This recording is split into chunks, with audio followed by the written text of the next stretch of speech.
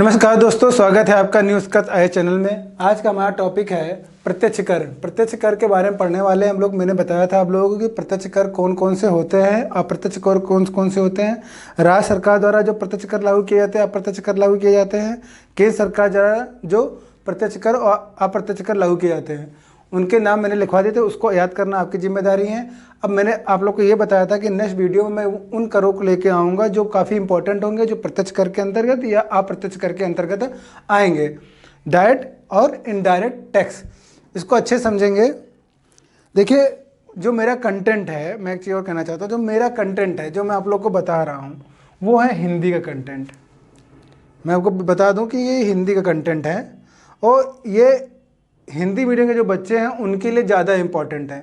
जब मैं कोई चीज़ बता रहा हूँ तो उसको ध्यान से समझें, क्योंकि जब आप एज इट इज़ उसको समझने की कोशिश करेंगे सीरियसली, उसी फॉर्म में, जैसे जो मेरा कंटेंट मैंने इंग्लिश में लिखा तो उसको उसी फॉर्म में समझें। क्योंकि जब आपके सामने जब परीक्षा में जब प्रश्न आता है, तो अगर आप उस शब्द को अपना मतलब महसूस नहीं करते, फील नहीं करते, उस शब्द के अर्थ को, उस शब्द के बारे में फील नहीं करते, तो आपके दिमाग में उससे रिलेटेड या उससे जुड़ा हुआ जो कॉन्सेप्ट होता है, या किसी सेंटेंस में या किसी अवधारणा या डिफिनेशन के अंदर जब उस वर्ड का इस्तेमाल होता है और जिससे उस कॉन्सेप्ट का निर्माण होता है, वो सब समझ नहीं पाते हैं।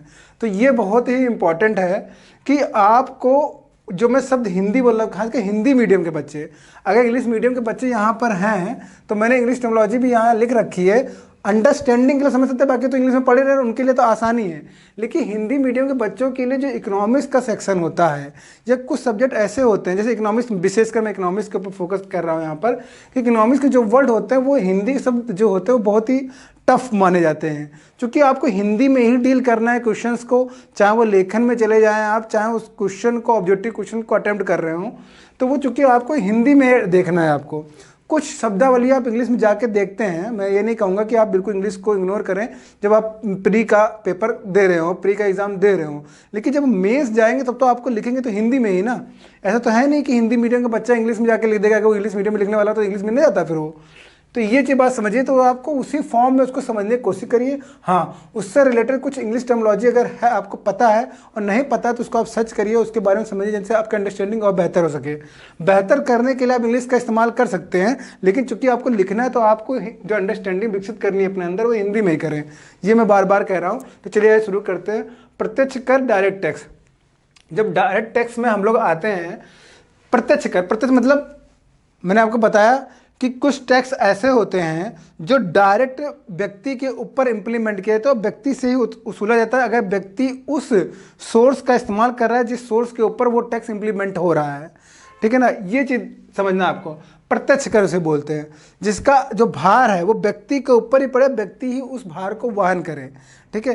तो वो टैक्स डायरेक्ट टैक्स के अंतर्गत है। तो मैंने उदाहरण के तौर पे आप लोग को आयकर का उदाहरण दिया था, इनकम टैक्स का उदाहरण दिया था, जो कि जो व्यक्ति इनकम गेन करता है, जो व्यक्ति इनकम लेता है, वही उस इनकम पे लगने वाले टैक्स का वहन करता है। लेकिन जैसे हम वस्तु कर पे चले जाएं, कमोडिटी के ऊपर, कमोडिटी टैक्स के ऊपर चले जाएं, ठीक है, सर्विस टैक्स के ऊपर चले जाए, तो सर्विस टैक्स, आप सर्विस का फ़ायदा लेते हैं, आप वस्तु खरीदते हैं, लेकिन उस वस्तु का टैक्स आप पेड प्रत्यक्ष तौर पर नहीं करते हैं। मैं बात समझिए जो मैं कह रहा हूँ, प्रत्यक्ष तौर पर नहीं करते हैं, आप प्रत्यक्ष तौर पर करते हैं।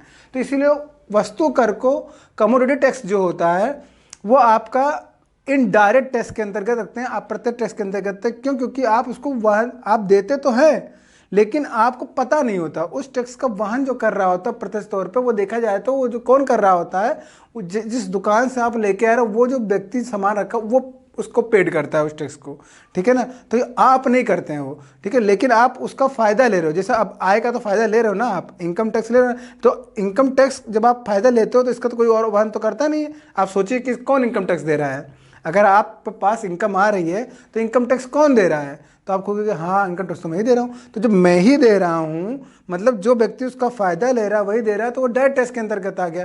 लेकिन वस्तु कर, वस्तु इस्तेमाल करो, लेकिन आप वस्तु की कीमत अदा करके आए हो। जो उसका टैक्स है उससे आपको कोई लेना देना नहीं है। उस टैक्स को पेड कौन कर रहा है? दूसरा व्यक्ति कर रहा है। ठीक है। तो भार उसका आपके ऊपर नहीं होता, इसलिए इनडायरेक्ट टैक्स हो जाता है वो। क्योंकि हम यहाँ प्रत्यक्ष कर की बात कर रहे हैं तो इस बात को यहाँ समझेंगे कि व्यक्तिगत आयकर, जैसे हम लोग आयकर कह लीजिए या व्यक्तिगत या पर्सनल इनकम टैक्स कह सकते हैं हम लोग इसे। यह आयकर अधिनियम 1961 के अंतर्गत इसको रेगुलेट किया गया है, हम समझ रहे हैं आप लोग। और जो स्रोत है, अब स्रोत मैं आपको बता चुका हूँ, स्रोत में क्या क्या आता है। वेतन आ सकता है, व्यापार अगर आप कर रहे हैं कोई तो उसका टैक्स आपको पेड करना है, क्योंकि आप व्यापार कर रहे हैं तो वहाँ से भी आय का अर्जन कर रहे हैं, व्यवसाय कर रहे हैं तो वहाँ से भी आय का अर्जन कर रहे हैं। संपत्ति पर आय जो आप संपत्ति से अगर आय का अर्जन कर रहे हैं तो उसमें ब्याज की प्राप्ति और कोई लाभांश है तो वो भी तो एक तरह का आय हुआ, ठीक है। तो उस पर जो टैक्स इंप्लीमेंट करते हैं तो वो आपके द्वारा वहन किया जाता है, इसीलिए व्यक्तिगत आयकर को प्रत्यक्ष कर के अंतर्गत रखा जाता है। जो व्यक्तिगत आयकर है इसको लाया कब गया था, इसको इम्प्लीमेंट कब किया, इसको इम्प्लीमेंट किसके द्वारा किया था ये देखेंगे, आयकर विभाग द्वारा किया था, जो कि रेगुलेट होता है केंद्रीय प्रत्यक्ष कर बोर्ड से। तो इसको याद करें, CBDT बोलते हैं इसको, केंद्रीय प्रत्यक्ष कर बोर्ड, यानी केंद्र के द्वारा इसको इम्प्लीमेंट किया जाता है, केंद्र के द्वारा ही आयकर लगाया जाता है। तो इस चीज़ को समझें। अब आते हैं निगम कर। निगम कर जो होता है इसे हम लोग बोलते हैं इंग्लिश में कॉरपोरेट टैक्स। कॉरपोरेट, जब कॉरपोरेट शब्द आता है तो आपके दिमाग में क्या आता है, मतलब कंपनियां आती होंगी, कारखाने आते होंगे, कोई उद्योग घराना आता होगा, कोई उद्योग आता होगा, तो यही सब तो चीज़ें आती हैं कॉरपोरेट टैक्स में। तो इसको हम लोग हिंदी में निगम कर, तो आपको सिर्फ कॉरपोरेट टैक्स से काम, आप चाहे तो कॉरपोरेट टैक्स दिमाग में रख सकते हैं, आप कॉरपोरेट टैक्स लिख सकते हैं, कॉरपोरेट टैक्स भी लिख देंगे तो आपका आप अगर आप इसका इस्तेमाल कर रहे हैं कॉरपोरेट कर अगर आप लिखे हैं तो ये भी सही है, माना जाएगा, ठीक है। लेकिन कह रहे हैं कॉरपोरेट टैक्स को हिंदी में अगर इस तरह से लिखें कॉरपोरेट कर तो भी आपका सही होगा। लेकिन आप लोग को याद रखना, जैसे कि आप कॉर्पोरेट टैक्स कहते हैं तो आपके दिमाग में आसानी, देखिए यही मैं आपको समझाना चाह रहा हूँ कि जब आप इंग्लिश में कोई चीज़ पढ़ते हैं तो आपको आसानी से लगता है। जैसे कॉर्पोरेट, हिंदी मीडियम के बच्चे जो होंगे वो भी अगर कॉर्पोरेट पढ़ेंगे तो उनको समझ दिमाग में तुरंत जाएगा, कोई उद्योग घराना होगा, उद्योग होगा, कारखाना होगा, कोई फैक्ट्री होगी, कोई कंपनी होगी, तो उनके दिमाग में क्लिक कर जाएगा अपन आप दिमाग में, तो कंपनी से रिलेट कर लेंगे। लेकिन जैसे निगम लिख के आया निगम कर, तब आप फंस जाते हैं, क्योंकि निगम का हिंदी का समझ इससे रिलेट नहीं कर पा रहे हैं आप कि वो कंपनी से रिलेटेड है या क्या है, नहीं समझ पा रहे हैं आप। लेकिन इसलिए आपको ये याद करना पड़ेगा कि निगम कर को ही कॉर्पोरेट टैक्स कहते हैं। नए बच्चे खासकर ध्यान दें, क्योंकि बहुत जो पुराने बच्चे उन्होंने किस तरह क्वेश्चन फेस किए तो उनको एक बार रिलेट कर लेंगे, लेकिन नए बच्चे बिल्कुल रिलेट नहीं कर पाएंगे। याद है कि निगम कर ही कॉर्पोरेट टैक्स होता है। कॉर्पोरेट टैक्स अगर लिखा है, अगर इस तरह से भी लिखा हुआ कॉर्पोरेट टैक्स, तो भी आप समझे कि निगम कर की बात कर रहा है। तो निगम कर निगम कर क्या होता है, कंपनियों के लाभ पर लगाया जाता है। ये निगम कर किस पे लगाया जाता है, कंपनियों के लाभ। और कंपनियां याद रखें, कंपनियां दोनों तरह की हो सकती हैं, निजी भी हो सकती हैं और सार्वजनिक कंपनियां भी हो सकती हैं। याद रखें, सार्वजनिक मतलब सरकार की जिसमें भागीदारी हो, निजी मतलब जो प्राइवेट सेक्टर हैं, तो उन दोनों ही तरह की कंपनियों में निगम कर को लगाया जाता है। कंपनी, इसे कंपनी, चूंकि कंपनी के लाभ पर लगाया जा रहा है तो इसे कंपनी लाभ कर भी कहा जाता है। तो अगर कंपनी लाभ कर लिख के आ गया कहीं पर परीक्षा में तो आप बिल्कुल कंफ्यूज नहीं, ये कौन सा लाभ, कहीं से मैंने पढ़ा ही नहीं, ठीक है, ऐसा मत सोचिएगा। कंपनी लाभ कर बोल दिया तो इसका मतलब ही किसकी बात कर रहा है, निगम कर की बात कर रहा है। देखिए परीक्षा में किस तरह से फंसा सकते हैं आप लोगों को, हिंदी मीडियम में खासकर बच्चे फंस जाते हैं। कंपनी लाभ कर अगर बोला, कंपनी के लाभ पर जो टैक्स लगता है उसे कॉर्पोरेट टैक्स या निगम कर कहते हैं। ये आपको बार बार पढ़ने से होगा, प्रैक्टिस करने से आपके दिमाग में आएगा।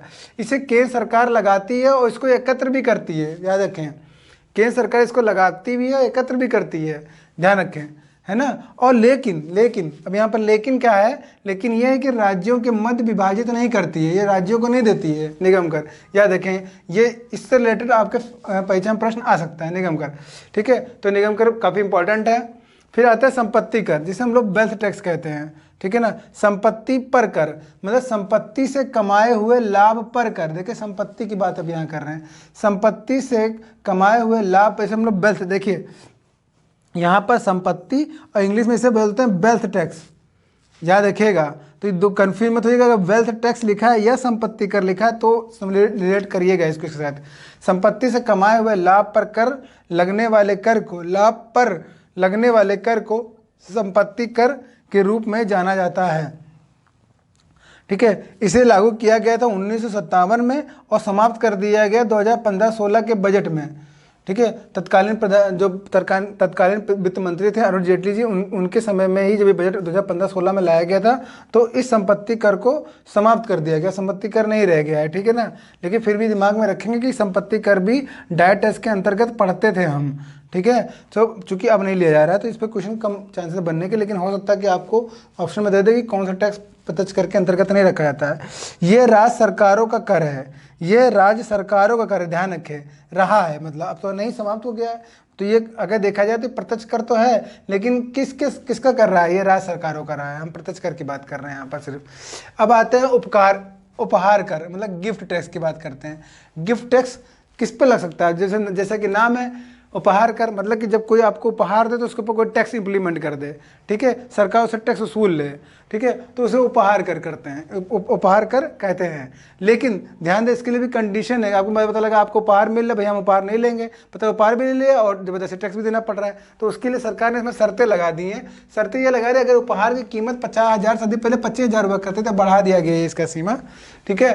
तो अगर 50,000 रुपये हैं, 50,000 रुपये से अधिक अगर इसकी कीमत है, उपहार की अगर कीमत क्या हो जाए 50,000 से अधिक कर दी जाए, अगर अधिक हो तो उसको आपकी आय का हिस्सा माना जाएगा, ठीक है। तो अगर मतलब 50,000 तक है तो कोई दिक्कत नहीं है, जैसे 50,000 से अधिक होगा तो उसको आपकी आय में जोड़ दिया जाएगा और उसके ऊपर टैक्स इंप्लीमेंट कर दिया जाएगा, ठीक है ना।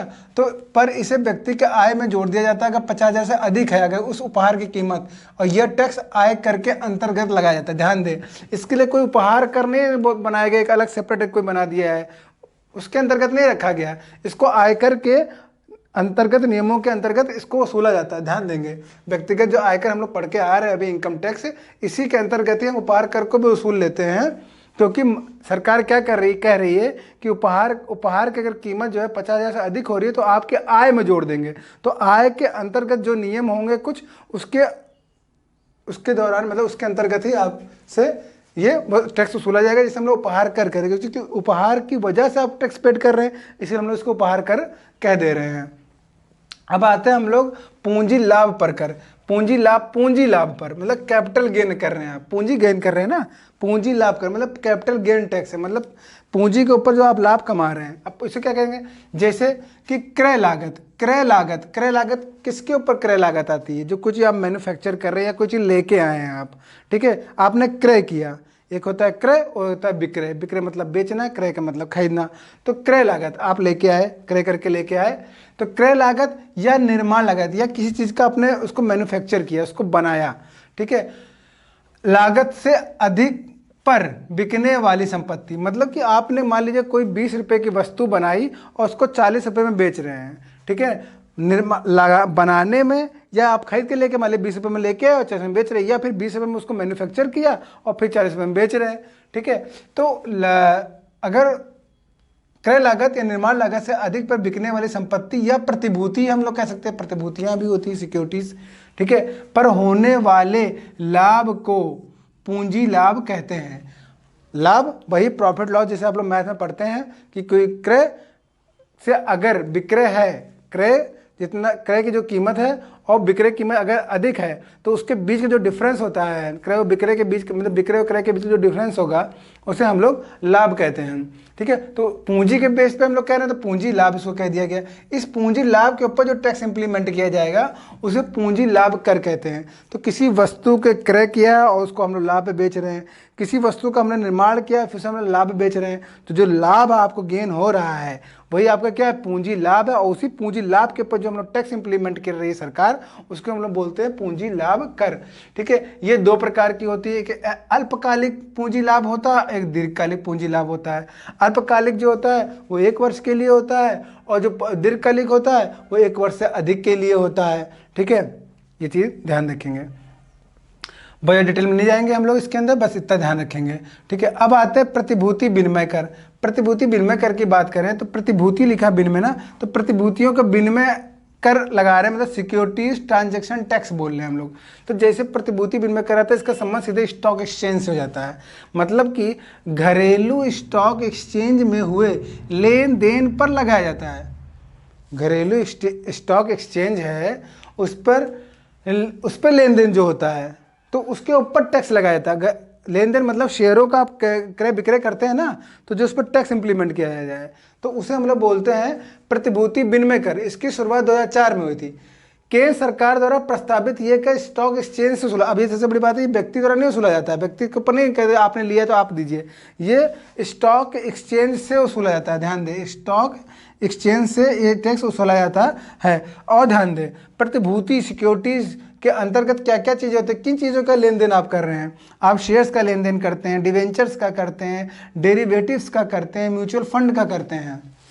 ध्यान दें, आप कहेंगे सर हमको ये तो पता ही नहीं क्या होता है शेयर डिवेंचर, तो मैं शेयर में बता चुका हूँ। डिवेंचर, डेरिवेटिव्स, म्यूचुअल फंड, ये सब टर्मोलॉजी इकोनॉमिक्स के, इसको मैं आपके लिए इसके सेपरेट वीडियो बनाऊंगा। फिलहाल के लिए अभी आप लोग इसे याद कर लें। म्यूचुअल फंड में आप इन्वेस्ट करते हैं, आप लोग अक्सर सुनते रहते होंगे। डेरिवेटिव्स भी होते हैं हमारे, ये समझौते के अंतर्गत इसकी कीमतें तय की जाती है किसी वस्तु की। जैसे आपकी बहुत सी चीज़ें होती है जो समझौते के आधार पर तय की जाती हैं, उसकी कोई अपनी स्वतंत्र कीमत नहीं होती कि इसका कोई इंडिविजुअल कोई कीमत है। जब आप समझौता करते हैं तब उसकी कीमत तय करती हैं। जैसे वायदा कारोबार में आप क्या करते हैं, वायदा कारोबार में कीमत आप जैसे कि बाद की कीमत तय कर लेते हैं पहले ही, वैसे समझौते के अंतर्गत डेरिवेटिव्स के अंदर भी हम लोग कीमतें तय करते हैं। शेयर मार्केट, डिवेंचर्स भी क्या होते हैं, मूल्य निर्धारण में काम आते हैं। मूल्य का निर्धारण क्या होता है, क्या होगा भविष्य में, इसकी क्या इसकी वैल्यू होने वाली है, ये सब चीज़ें होती हैं। तो प्रतिभूतियों का विनिमय कर, हम जब बोल रहे हैं कि प्रतिभूति विनिमय कर, तो ये डायरेक्ट टैक्स के अंतर्गत हम लोग इसके अंदर पढ़ेंगे। और ये लगाया जा रहा है किसके ऊपर, स्टॉक एक्सचेंज के ऊपर लगेगा, क्योंकि इसका फायदा डायरेक्ट व्यक्ति ले रहा है या स्टॉक एक्सचेंज से वसूला जा रहा है ना, इसको ध्यान देंगे। क्योंकि स्टॉक एक्सचेंज के अंतर्गत जो कंपनियां जो लिस्टेड होती है वो वसूल रही है ना, फायदा ले रही डायरेक्ट ना, डायरेक्ट अपनी आय को बढ़ा रही है ना, तो इसलिए कह सकते हैं सीधे कि ये एक डायरेक्ट टैक्स के अंतर्गत हम इसको स्टडी करेंगे। तो याद रखें कौन कौन से, फिर से देख लेते हैं कि प्रत्यक्ष कर के अंतर्गत क्या क्या चीज़ें हम लोगों ने देखी। व्यक्तिगत आयकर देखा, निगम कर देखा, संपत्ति कर देखा, उपहार कर देखा, पूंजी लाभ कर देखा, प्रतिभूति विनिमय कर। अब देखेंगे आप एक चीज़ और बहुत आसानी से, आपने व्यक्तिगत आयकर, निगम कर और संपत्ति कर बहुत आसानी समझ लेंगे, शब्दों में आपका अर्थ छुपा। उपहार कर को भी समझ लेंगे आसानी से। अगर आपके दिमाग, बस आपको में ये याद रखना है कि ये किस तरह के टैक्स के अंदर, किस तरह के कर के अंतर्गत रखा गया, तो आप कहेंगे प्रत्यक्ष या डायरेक्ट टैक्स के अंतर्गत रखा गया। लेकिन जैसे आपका पूंजी लाभ कर या प्रतिभूति विनिमय कर होंगे तो आप इसको थोड़ा सा कन्फ्यूज होंगे कि आप इससे फैमिलियर नहीं है। तो ये दो इंपॉर्टेंट चीज़ें, जिसको बार बार आप रिविजन करेंगे। ये पूंजी लाभ कर क्या होता है, पूंजी पर लाभ कमा रहे हैं, यानी पूंजी को कोई चीज़ हमने बनाई है, ठीक है, 20 रुपये में बनाई, 40 में बेचा, जो 20 रुपये का जो डिफरेंस है उस पर हम लोग जो टैक्स इंप्लीमेंट करते हैं उसे पूंजी कर कहते हैं। प्रतिभूति कर जो हम लोग प्रतिभूतियों का आदान प्रदान लेन देन करते हैं, ठीक है, स्टॉक एक्सचेंज के माध्यम से जो करते हैं, तो स्टॉक एक्सचेंज से सरकार क्या करती है, वसूलती है, उसको भी हम लोग क्या कहते हैं, डायरेक्ट टैक्स के अंतर्गत रखते हैं। और जो टैक्स इंप्लीमेंट करते हैं किसके आधार पर होता है, शेयर के आधार पर, डिवेंचर के आधार पर, डेरिवेटिव्स के आधार पर, म्यूचुअल फंड के आधार पर करते हैं। तो ये दो चीज़ें आपको शब्दावली से आपको इसकी समझ हो सकता ना बने, जब आप इस चीज़ को जब पढ़ेंगे तो आपकी समझ बन जाएगी। लेकिन उपहार कर हो गया, संपत्ति कर हो गया, निगम कर हो गया, निगम कर भी नहीं समझ पाएंगे अगर आपने इसके ऊपर नहीं पढ़ा कि निगम कर होता क्या है। निगम कर क्या होता है, मैं फिर से बता दूं, कंपनियों के लाभ पर लगाया, जो कंपनी लाभ कमाती है उसके ऊपर जो टैक्स इंप्लीमेंट करते हैं उसमें निगम कर करते हैं। सब अभी तक काफ़ी समय पहले तक निगम का सबसे बड़ा टैक्स का साधन हुआ करता था भारत सरकार का। तो ये चीज़ ध्यान देंगे। संपत्ति कर जो हालांकि समाप्त कर दिया गया, तो इस पर हो सकता क्वेश्चन ना बने, फिर भी याद रखें आप लोग। तो उम्मीद करता हूँ प्रत्यक्ष कर से रिलेटेड जो आपको चीज़ें मैंने बताई हैं आपको अच्छे समझ में आ गए होंगे, आप लोग को याद हो गया होगा। इसलिए इस वीडियो को अधिक से अधिक लाइक करें, शेयर करें, सब्सक्राइब करें। आज के लिए इतना ही, धन्यवाद।